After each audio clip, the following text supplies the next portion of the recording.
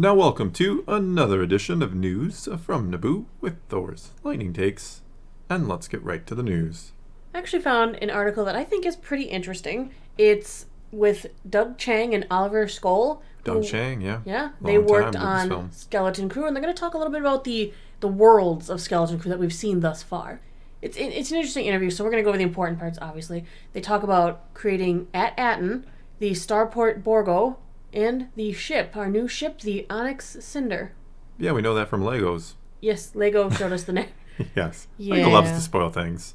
But it's okay because it's Lego. Really cool because they kind of talk about how their new locations, like that they did these nostalgic homages dedicated to Steven Spielberg films of the 1980s. Certainly, yeah. I mean, Doug says straight up, we wanted to pay respect to Spielberg's films, but at the same time, world build at a level that we've always wanted to do for Star Wars. We wanted to fill every frame with a visual spectacle while supporting the story.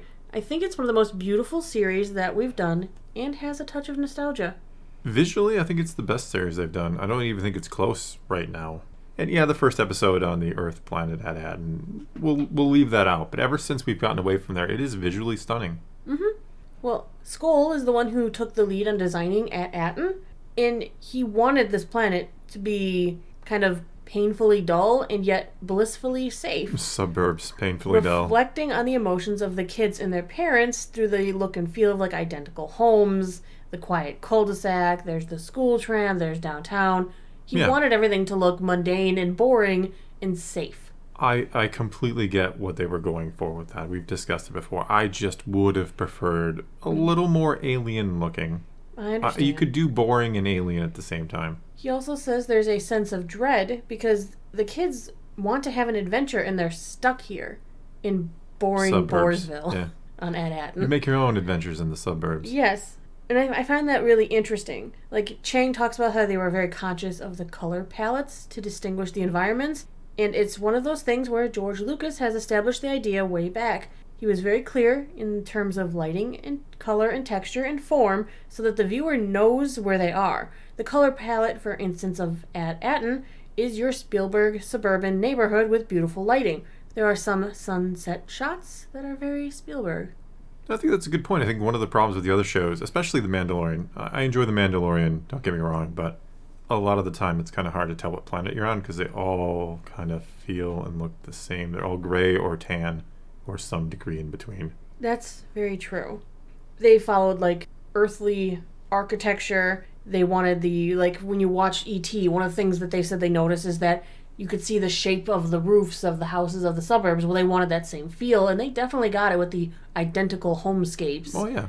Yeah, and I find it interesting. Yeah, Mando also does like generic forest planet too. Let me add that one into the mix. You're right. Sorry, didn't want to leave that one out. In pre-production, they actually did a lot of work, apparently in Unreal Engine with the help of ILM, Industrial Light and Magic, so that directors could like scout the locations in virtual reality. Interesting. Yeah. They say we wanted to have the classic Star Wars forest and not emphasize that they're on an alien planet. This is their home. They're used to it. It's more about the sense of wonder that there's something out there. Because they're not going to find wonder in their own backyard. They're used to it.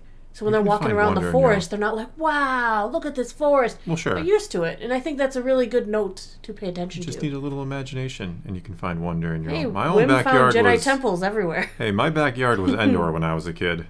I mean, I just pretended it really wasn't at all. Oh. No, it was like a little patch of trees, but it worked. Well, then they move on to talk about our new ship, the Onyx Cinder. They wanted to like pay homage to other Star Wars ships in like design and decorative elements. They used some of the lining and the decorations of the Mandalorian pirate ships by putting like the zebra stripes and stuff on it. Yeah. To kind of go, look, it's a pirate ship. They put racing stripes on it. Super fast, right?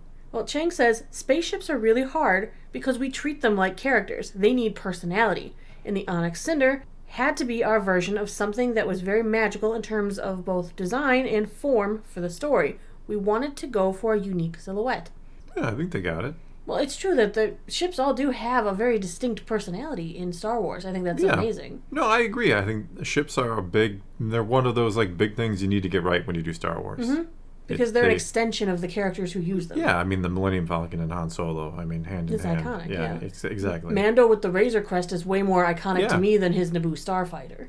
No, I agree. I like I think it's cool. I thought that was a fun episode when he built his ship and all that. But yeah, I mean, I thought the Razor Crest was kind of unique, and it became his ship, and then they blew it up just in time for us to, as we always point out, order the vintage collection through HasLab. Chang does point out it's rugged. I mean, it looks like a junker, and that was on purpose. We wanted personality. We wanted the ship to be really interesting and really powerful because when the kids discover it, it's upside down.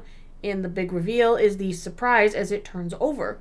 It's the beauty of working with Watts and Ford. They love these visual tricks to keep the audience off balance. And then when you discover what it is, you get the joy of, oh wow, this is really a cool spaceship. So wizard. So wizard. Like they kind of talk a little bit about the challenges, the fact that they wanted to camouflage that it was a ship, and yet you don't want to build two sets so that they literally did actually turn this thing over. Okay, that's respect. Yeah. Yes.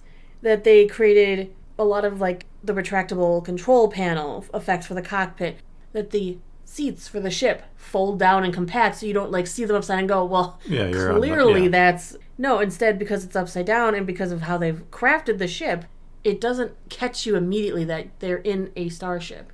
No. They're just in something. As long as you didn't see any of the trailers or anything. Well, you knew there was a ship, but you didn't know that the kids found it right we up. thought maybe. What if it was a Jedi temple? It was never a chance it was a Jedi temple. But I think it might have been. Sure. So the most interesting part, I think, of the interview is when they talked about that wretched hive of scum and villainy, Starport Borgo. Yeah. I mean, it's the first place we got to go to, and it's like a carved-out asteroid overlooking a shimmering blue nebula. Yeah, it looks cool. Mm-hmm. They wanted everything to look nautical. Skoll says there's literally a boardwalk on the front edge, alongside floating piers that they tether visiting ships to. He says we laid out the ships as if they're floating on water. Oh, that's cool. It worked. I thought aesthetically it looked really good. Really good. And it stands out, too, as something different, yet feels Star Wars. Mm-hmm. Chang says one of the challenges for us is we've seen so many starports and smugglers' towns, we wanted ours to be distinct. Instead of putting it out in space, we put it into a nebula, so you have this beautiful blue light that simulates and invokes water. And that was really important because if you look at the design of it, it's carved out like a bay. And it's very specific because we're trying to hint at things we may not instinctually know and may not quite identify at first viewing. And if you look at films like Pirates of the Caribbean, the island hideouts are very specific. It's configured the same way. And the lighting was really critical because that blue gave you the feel of water without being water. It's supposed to be hidden. It's supposed to be protected. Yeah, I think they did a fantastic job with the starport. It does feel and look unique. Yeah, and yet it I has agree. the elements of like a smuggling port instead of the crates of chickens. Here's your crates of little creatures from Captain EO. Yeah, no, I thought they did. So far, I'm impressed with pretty much every aspect of the show. Right. Before we hit new this week in Star Wars, etc., we opened up the next Advent calendar piece, and It looks like a UFO. it Not a drone over New Jersey or anything, but no. I actually had to ask you because I was like, I'm not exactly 100% sure what this one is. I gotta admit, it took me a good 5 seconds before I said ghost, and I'm not 100% on that, but it is the ghost. It's gotta be the ghost. I think 99% sure that's the ghost. I can see it now. Yeah. All right, but as for new this week in Star Wars, etc., tonight there will be a Meme Monday. I've forgiven the transgressor. The transgressions, yes. But no, he gets punished in this video. No. Warning. I mean, he is the subject of a meme in the video. I believe he is. Yeah. Yes, he is. And now I know who the culprit is. It's deserved. That's all I'll say. You got to like Wednesday to get in any Christmas memes because I think Wednesday or Thursday is the day I'm going to be recording that because we're going to be out of town for the weekend. Yeah, we've been gone a couple days, so. Yeah. Tuesday, Skeleton Crew episode 4. We'll be at the halfway point, I believe. Wow. Mm-hmm. Wednesday, for comics, we have Ahsoka number 6. Yeah. Unneeded. Ewoks number 3, which is weird. Yub nub. It's weird because it's set after, episode 6. Yeah. And yet Imperials have come back looking for like an Imperial weapons cache. So like Forlom and Zuckuss showed up in like episode comic 2. Don't try to make sense of it. Okay, I will try not to. Forlom and Zuckuss, they like to swap names even too. We also have 3 different High Republic adventure stories from Dark Horse. 3. One of them is their continuation of their High Republic. The next one is dramatic pause. Dispatches from the Occlusion Zone number 3, and the last one is the Wedding Spectacular number 1. Ball gowns and blasters is what you. The synopsises for these things are great.